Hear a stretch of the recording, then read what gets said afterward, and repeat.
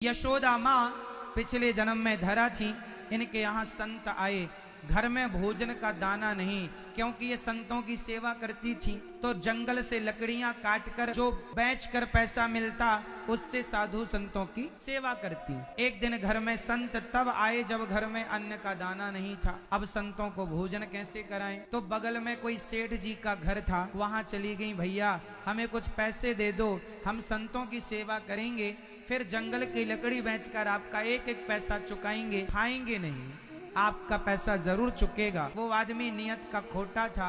उसने माता धरा को देखा और कहा, तुम बड़ी सुंदर हो, यदि तुम हमें मिल जाओ तो हम तुम्हें पैसे दे देंगे, तुम अपनी जरूरतें पूरी कर लेना। धरा ने कहा, मिल जाओ मतलब क्या है? बोले, उस आदमी ने कहा कि ये जो तुम्हारे स्तन हैं ये मुझे बड़े प्रिय लग रहे हैं, यदि तुम ये मुझे दे दो तो मैं तुम्हें बहुत सारा पैसा दे सकता हूँ। माता धरा से उसने उनके स्तनों की डिमांड कर ली। उसकी नियत तो खोटी थी, उसने अपने ढंग से स्तन मांगे थे, लेकिन माता धरा ने कहा कि ये शरीर का चमड़ा, यदि इसे देने से संतों की सेवा हो जाए तो देना ही ठीक है, क्योंकि अब कोई ऑप्शन नहीं। तो धरा माँ ने कहा, ठीक है, मैं तुझे अपने स्तन देती हूँ। वो आदमी तो बड़ा खुश हुआ। पास में चाकू पड़ी थी, माता धरा ने चाकू उठाई और अपने स्तनों को काट दिया।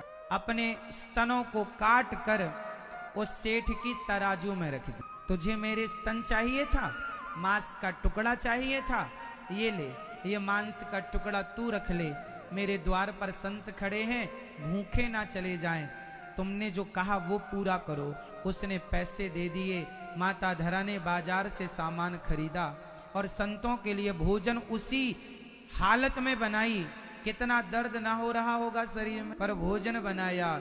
इस दर्द से बड़ा दर्द ये था, मेरे द्वार से संत भूखे चले जाते तो ये मांस के टुकड़ा, ये घाव तो भर जाएगा, पर संत भूखे चले जाएं, ये गृहस्थों की शोभा नहीं है कि आपके द्वार से कोई भूखा चला जाए। अतिथि देवो भव, अतिथि भूखा ना जाए, हमारे द्वार से कोई भूखा ना जाए, इसका हमें पूरा। गृहस्थी का मतलब क्या है? गृहस्थ धर्म निभे तब तो गृहस्थी है। वो घर घर है जिस घर में अतिथि सेवा होती है, साधु सेवा होती है।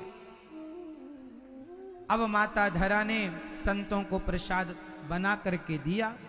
संतों को थाली दी तो पूरे में खून ही खून था। पूरी साड़ी माता धरा की गीली थी रक्त से। अब माता धरा से पूछा संतों ने, अरे देवी ये आपके शरीर से इतना खून कैसे? अच्छा, धरा ने संतों को नहीं बताया था कि मैंने अपने स्तन काट कर दे दिए। कैसे बताए? धरा माँ दुनिया की नियत तो समझती हैं, लेकिन अब कैसे कहें? बस उन्हें तो भोजन परोसना था, परोस दिया। संतों ने कहा, खून कैसा?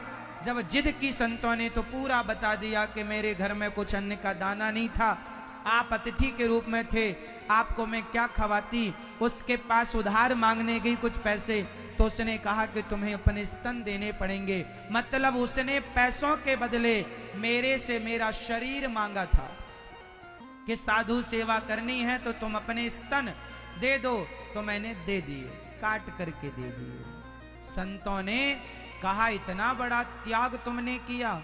वो संत थे ही नहीं, संत रूप में भगवान थे। वाह देवी, आपने साधु सेवा की है, आपने अपने स्तनों का दान दिया है। अगले जन्म में हम आपका बेटा बनकर आपके नहीं स्तनों का दूध पिएंगे, आपका पुत्र बनकर। वही धरा यशोदा बनी और वही भगवान आज माँ यशोदा के आंचल में गोद में लेटकर माँ का मीठा मीठा दूध पी रहे हैं। जगत को नचाने वाले परमात्मा, जगत का पेट भरने वाले परमात्मा का पेट आज माँ यशोदा भर रही हैं। देखिए ना, सौभाग्य।